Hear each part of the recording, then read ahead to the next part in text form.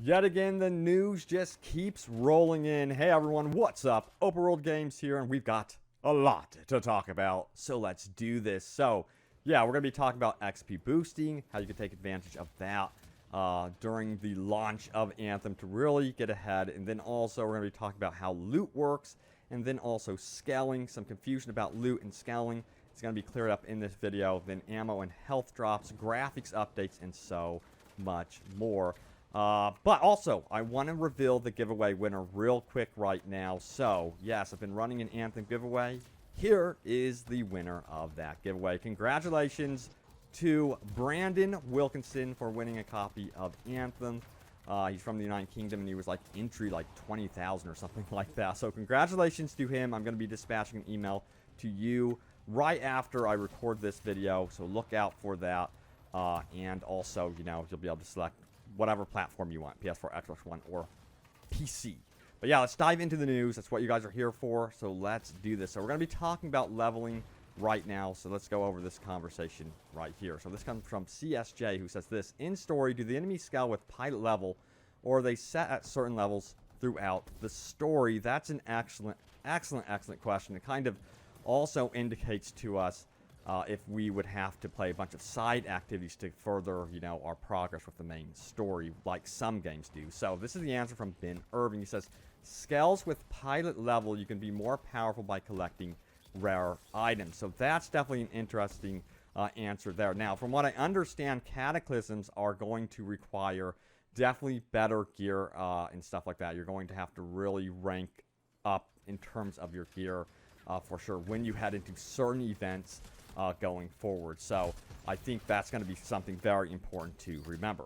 Now also, this was asked by Gamello, who says this: if I play as a level 30 pilot while I help a friend level up, will this affect the difficulty of the enemies towards him?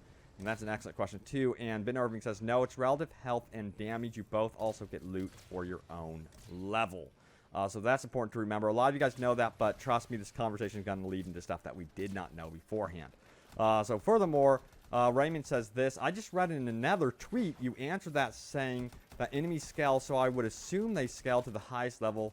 This just confuses me. And Gamello says this: exactly, that didn't answer the previous question I did. If the enemies scale to the highest level of the highest javelin in the team, that would mean they would have a harder time with the enemies. Of course, he's referring to the lower level you know, players on the team. And the reply is from Ben Irving saying this: it scales to you. That's how friends of different levels can play together. This is what it feels like. If your friend is level 10, they fight level 10 mobs. If you are level 30, you fight level 30 mobs. The damage and health is relative. This is a simplified explanation. Smiley face. So there's the answer there for you guys about how that exactly works with the scaling and leveling. Very interesting system for sure, and I'm actually excited to get into the system and see how it works exactly and see if it's fair and balanced. You know, hopefully they have also another game that I'm excited for is a similar system kind of in Borderlands. I'm hoping that Borderlands 3 is eventually revealed. Alright, so let's continue onward and talk about this. So, A-Spec says this: so it's impossible to be overleveled for the content you're doing. The only time we'll ever be so powerful will we kill simply by looking at it. If we look at it, grab it. I don't know what he means there. But Ben Irving says this: during leveling, if you get better rarity gear, you outpace the leveling curve. There is also horizontal progression and various synergies that help with it. Also, at 30, you will also be able to obtain crazy amounts of power also. So, furthermore, explaining how the leveling works, and I think we all really want to get to level 30 because that's when the potential really becomes a thing, when you actually get to invest in trying to get those legendary weapons and gear, because it's only possible to get legendary weapons and gear after level 30. So keep that in mind going forward too.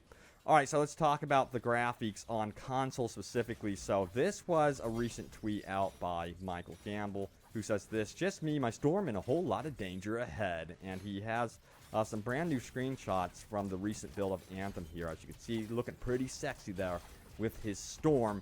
And then he furthermore says this: taking on Xbox One X, and This was the response here from Mohammed, who says, I hope so. The final product is well optimized. I want to play it at 4K 60 frames per second with as less a sacrifice as possible.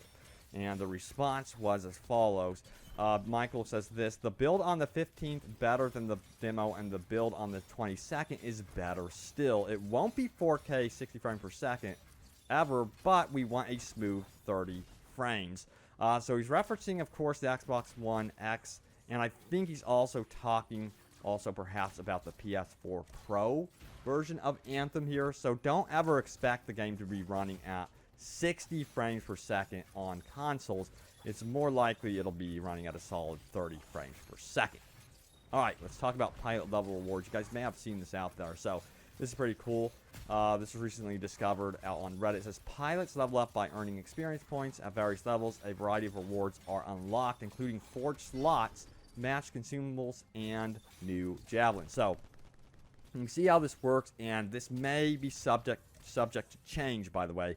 So just keep that in mind, that things are always changing, and for the final version it might be different from what you are seeing here. But you could see how you would unlock javelins at every certain level here, and then also unlock consumable slots as you go, and then much more as you basically rank up. The ultimate unlock, I think, on this here is level 30.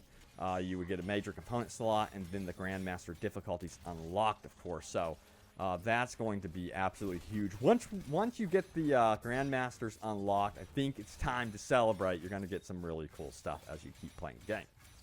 Alright, let's talk about how the ammo and health drop system works exactly. There was some confusion about this. So this was the question from Shredder, who says this: how do the repair ammo drops work exactly? In picking one up, do I repair supply all my teammates and myself, or just myself? If it is just myself, can they see the same repair ammo drop that I can, or is it on an individual basis? And this is the answer from Jonathan Warner of Bioware, who says this: repair packs and ammo drops are all individual. It works just like loot in that regard. So there you have it. That's the answer on how that system works, in case you guys were wondering. Now also, Bowtie Guy Gaming says this: is it within a few feet? It might have been a big bug. In the demo, I noticed that a teammate would pick up the health, but it wouldn't be there for me. And Jonathan Warner further clarifies that's not a bug. All drops are for individual players, so you might get loot or health or ammo, or your squad mate might not. So, yeah, it might be kind of randomized in that regard. So, again, you might get, health, and your buddy over there might not. So just keep that in mind. All right, so let's keep going here. So furthermore, Dabs SZ, he says this: sorry if this has been asked, but does loot drop randomly in a pool, or will specific bosses areas drop specific loot? So the answer is this. Ben Irving says loot tables. Certain things can be earned through challenges, but that's stuff like blueprints for crafting. So yeah, I remember they said that previously that bosses do not drop specific certain loot.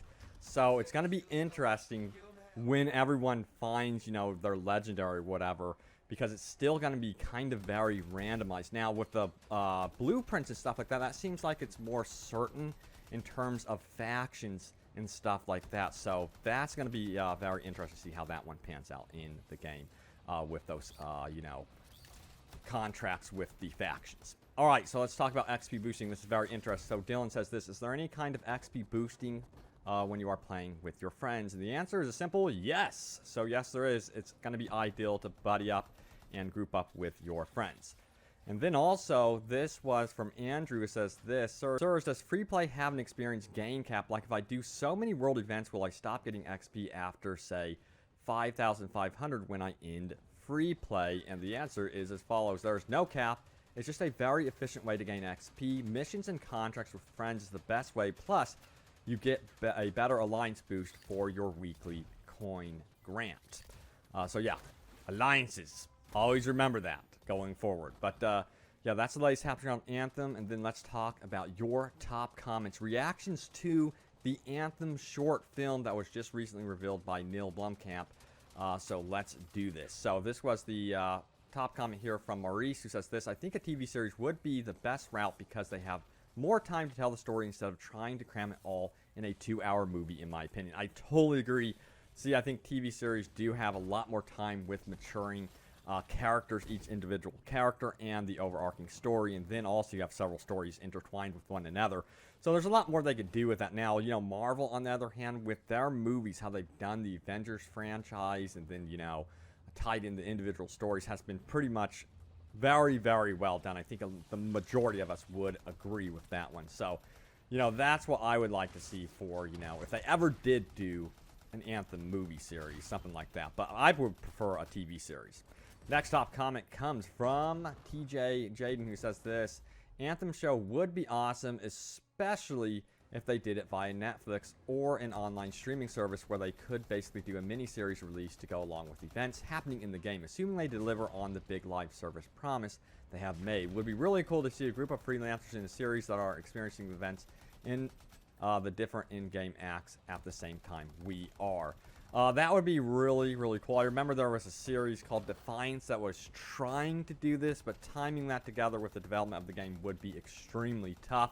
My opinion is, I think that if they do an Anthem TV series, it'd probably have to be its own independent story, just because they wouldn't want to get in the way of the development process. But it would be cool to see similar characters, cameos from the game, appearing in the TV show for sure. But guys, thanks for all the comments and love and support on the recent videos. If you enjoyed the video, let me know in the comments below, and look out for more Anthem coverage and open world gaming goodness. And I will see you guys later. Hope you enjoyed it. Take it easy.